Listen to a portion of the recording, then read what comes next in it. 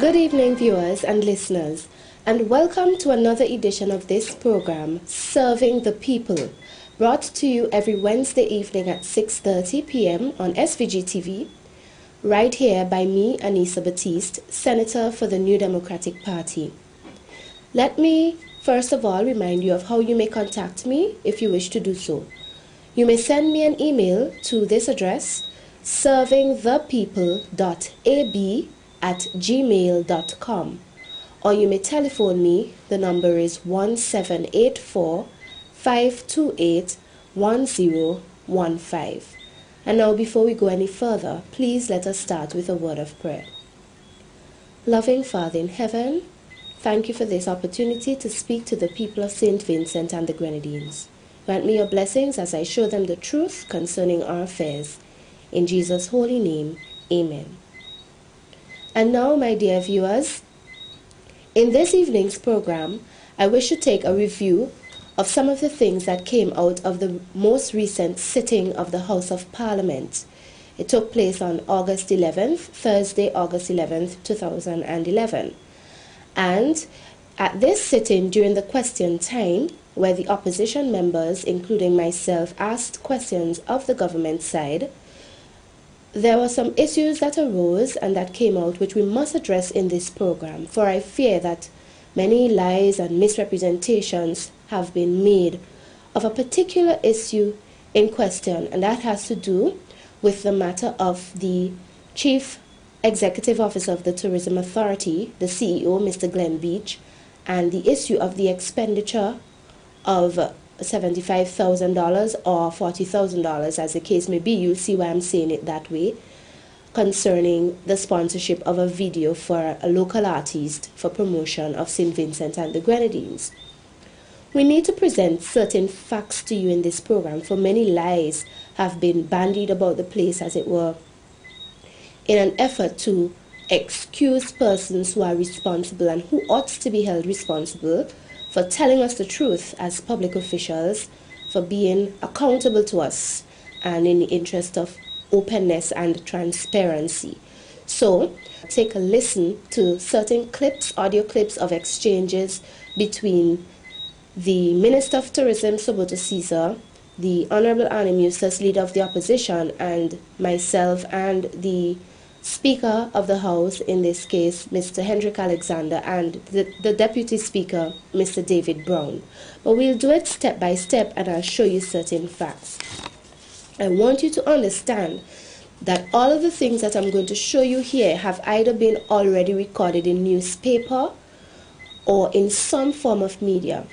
What I'm about to show you is simply the truth, and I will also be playing the voices and the words of the speakers themselves.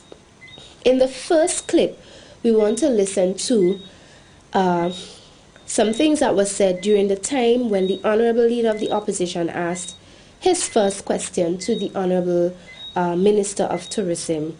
I want you to listen to this clip.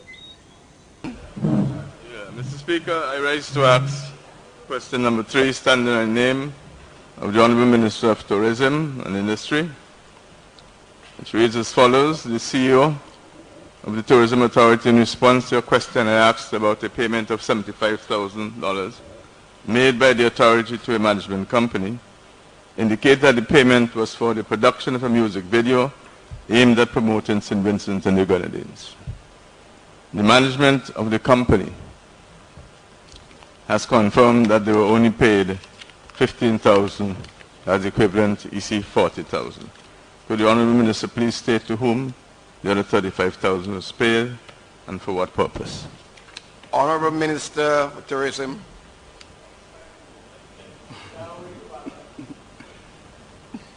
Mr. Speaker, just as a matter of correction, the CEO did not state in his press conference that the sum of $75,000 was paid to anyone.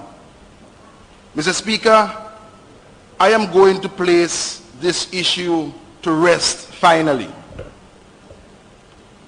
The payment of a sum of $75,000 was made to some company in Barbados was actually the statement of the Honorable Leader of the Opposition.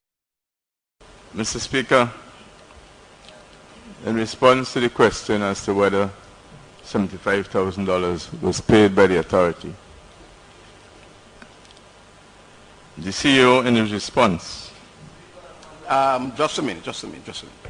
Question, you're going to ask the question, you can't make any statements in relation to question. His response, Yeah, well, is important. yeah, but you have to clarify this matter. ask the question. Just ask the question. But I have to quote his response, Mr. Speaker. What is the question? What is the question on this issue? I have to be able to quote his response, which led to my question in the first case. What's the question? Just ask the question for me, please. Mr. Speaker, I have to quote the response to ask the question. Could you then move on to question number 4 if you're not going to ask the question? Mr. Speaker. You see, we have to be very careful on these. Mr. Speaker. You said that the you asked a CEO question. gave an answer to the question that I raised, in which he gave no indication whatsoever, right? No indication whatsoever as to why he said that the cost, when I mentioned something, was used to do the video. If it was known that 40 had done, say, no, we never spent 40. We never spent 75. We only spent 40. But he did not say so. He said the money was used for, when I asked the question about 75, he said the money was used for. So what's the question? The question was where the other 35,000 went to. Good, fine. All right. I thought I heard the answer. There was never $75,000. Mr. Speaker, may I say this? If you may permit me, Mr. Speaker. If you may give me the indulgence. Mr. Speaker, the verb used by the Honorable Leader of the Opposition in the question was not that Glenn Beach stated. He said indicated. It's a very interesting verb, because he knows that Glenn didn't state it, that Mr. Beach didn't state it. So he got... Yes, my dear people, did you hear that? First of all, we had the Minister of Tourism saying, and I quote him, the CEO did not state in his press conference that the sum of $75,000 was paid to anyone. End of quote. My dear people, I want to say here, without any water in my mouth, that that is a lie. I have within my presence right here the press statement that was issued from the CEO of the Tourism Authority, Mr. Glenn Beach. And it was presented to the public on the 20th of July 2011, 2 days after Mr. Eustace, the Honorable Opposition Leader, gave his press conference in which he highlighted concerns within the tourism industry. In this press statement, which was written clearly with legal assistance, and which Mr. Beach read at his press conference, and which was also shown on the API program of Thursday, July 20th, in this press statement, he said the following in response to a question that was asked to Mr. Eustace. He said, and I quote, "Finally, the last question raised by the Honorable Leader of the Opposition concerning the sum of $75,000 to an artist management company in Barbados had to do with the sponsorship of the music video for The Beast Let Go performed by Gamal Skinny Fabulous Doyle. As many persons here will remember, this cost was disclosed at the launch of this initiative right here in this building." End of quote. In this statement, Mr. Beach clearly said he was answering the question asked by the opposition leader. I want to go back for a moment to the question that was asked. The question in Mr. Eustace's press statement of July 18th, 2011 was, and I quote, "And in addition to all of this, former Minister of Tourism, now CEO Glenn Beach, and present Minister of Tourism Saboto Caesar tell this country whether the St. Vincent Tourism Authority paid $75,000 following the referendum in January 2010 to an artist management company in Barbados." Tell us whether this money was indeed paid and what this money was paid for and who was to benefit from this payment. End of quote. Mr. Eustace's words were in the form of questions. There's a question mark in the very statement, in the very press statement from Mr. Eustace.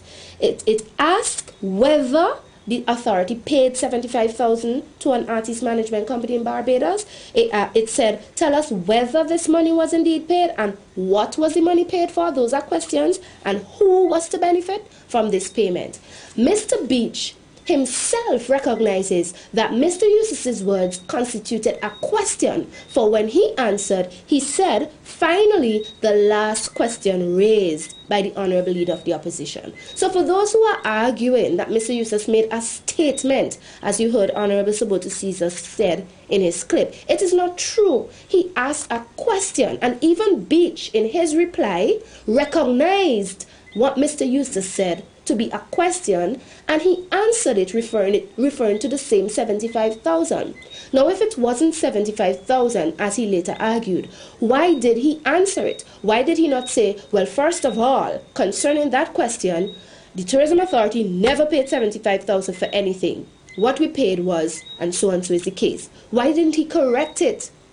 He answered the question, referring to the question and referring to the 75,000, and said that it had to do with, so he's telling you what it was for, had to do with the sponsorship of the music video for the Beast Let Go performed by Gamal Skinny Fabulous Toys. So in fact, he answered yes, it was paid. The 75,000, he answered who it was for. He said for Skinny Fabulous, and what it was for the sponsorship of the music video. These are the facts, my dear people. Yet later, what happened? We have a newspaper story appearing in the local Searchlight newspaper on page 33 of the edition Friday, July 29th, 2011, and it was entitled, Pyramid Only Received $40,000 for Skinny Fabulous Music Video. And in this story, Pyramid Entertainment, the Barbadian company, which was employed to do the video for Mr. Doyle, Skinny Fabulous, they indicated that they had only received 15,000 US, about 40,000 EC for the project. When Mr. Beach, the CEO, was contacted, I'm reading from the article now, it says, when asked why didn't he clarify, referring to Mr. Beach, because before that it said Beach, in a brief telephone interview with Searchlight on Wednesday evening, confirmed that US $15,000, EC 40,000 was the figure paid to Pyramid.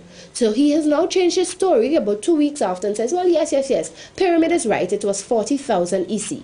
So the story goes on to say, when asked why didn't he clarify that 40,000 was paid for the video production in his press conference last week, Beach responded, and I quote, I'm quoting what is in the Searchlight newspaper, what they said Beach said, and I quote, I don't know where Arnim got $75,000 from. I did not respond to that directly, as there were too many things in Mr. Eustace's statement which were frivolous. We just did not bother to address it. End of quote. Now, how far from the truth is that? For after all, Mr. Beach preceded his answering of Eustace's question by saying, finally, the last question raised by the Honorable Leader of the Opposition concerning the sum of $75,000 to an artist management company in Barbados had to do with the sponsorship of. So how could he then say later, I did not respond to that directly, and then we just did not bother to address it? It is just not the truth. He did not tell the public the truth. So his press statement is there in history, on the record, in print and in electronic media, in the Agency for Public Information Records. His press statement shows that he answered the question. He answered it directly, and he did in fact respond to it. But later he denied that. But what is worse is the fact that in most recent news, particularly the News newspaper on page 2 of the News newspaper of August 12th, 2011, continuing on page 3, there's a story called Difference in Figures, a Mistake, says Beach. And that story reports that Mr. Beach claims that he made a mistake. And I'm quoting to you from this story now. During a news conference on Wednesday, July 20th, Beach presented to journalists a written statement in which he said, "The last question raised by the Honourable Leader of the Opposition concerning the sum of $75,000 to an artist management company in Barbados had to do with the sponsorship of the music video for The Beast Let Go performed by Gamal Skinny Fabulous Doyle." On Tuesday, August 9th, this is 2 days before Parliament on Thursday. On Tuesday, August 9th, during a telephone interview, Beach said that he had in fact misquoted the amount of money given to Pyramid and revealed that the SVGTA had given Pyramid and Doyle US $15,000, a little over EC $40,000. End of quote. So Mr. Beach is actually admitting that he did say 75,000, but in fact it was a mistake. There is a gentleman saying, "You know what, I did say it, but it was a mistake." So even he, when he had said a few weeks after his own press statement that he never responded to the question, he never answered the question directly, he himself now is saying that he lied when he said that, because he's now admitting that he did in fact say it, but he made a mistake.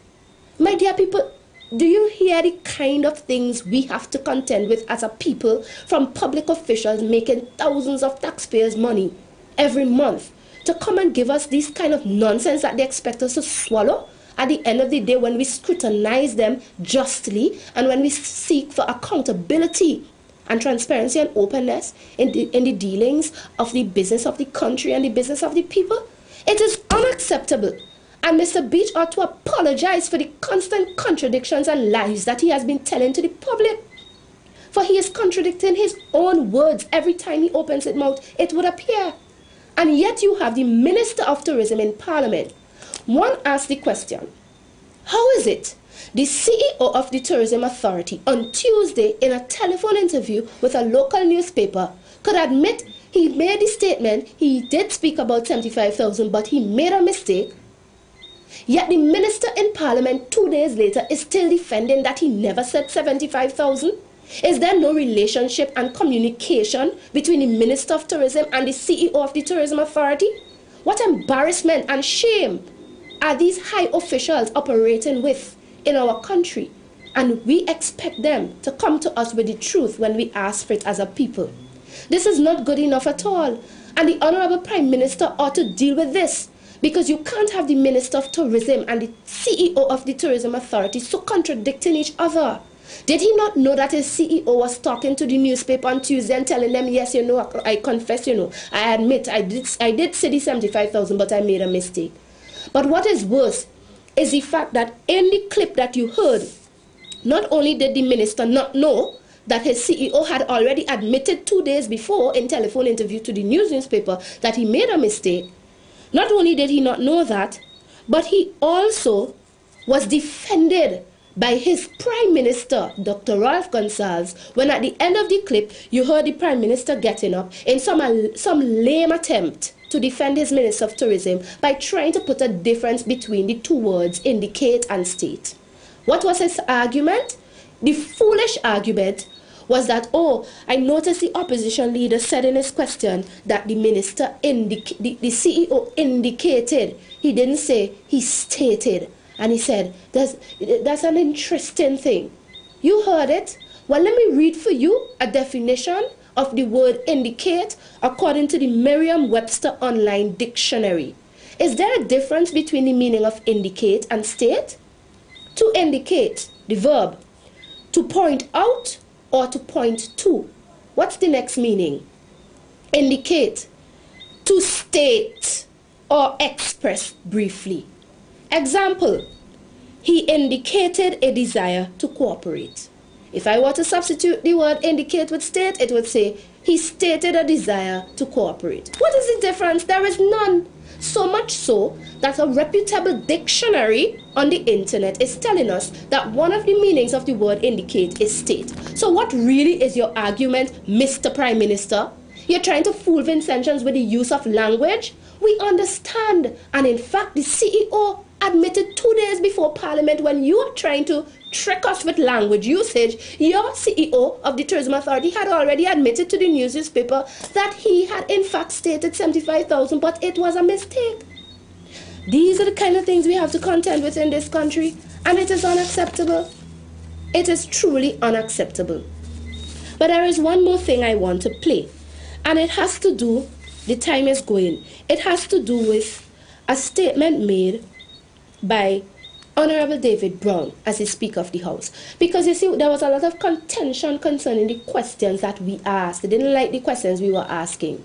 But I wanted to pay careful attention to what he had to say concerning the questions that the opposition asked on the order paper. If you listen to this clip. Now, I just want to say this. I observed that the Honorable Leader of the Opposition was mumbling a while ago about questions placed in the House, and maybe feel a bit unfair how questions have been presented. Now, when you're bringing questions in the House, it is clear in the standing order how questions are being placed. Section 20 gives the contents of questions. It definitely will not be right to bring a question in the House that violates Section 23(4) that says the answer to which can be found by reference to available official publications. Now, there are questions here, and the Honorable Dr. Slater mentioned it earlier. He said, look, I did not have to answer this question. And the questions that are inside our statement today. There are questions that are here that should never pass the Speaker. So what actually happens? And everybody scream about the Speaker, but he actually accommodates questions that should have never ever passed him. Yes, my dear people. The Honorable David Brown, acting as Speaker at the time, Deputy Speaker, practically criticized the very office and the chair he was sitting in. The young man did not realize that by criticizing the questions on the order paper, he was in fact criticizing the Speaker himself.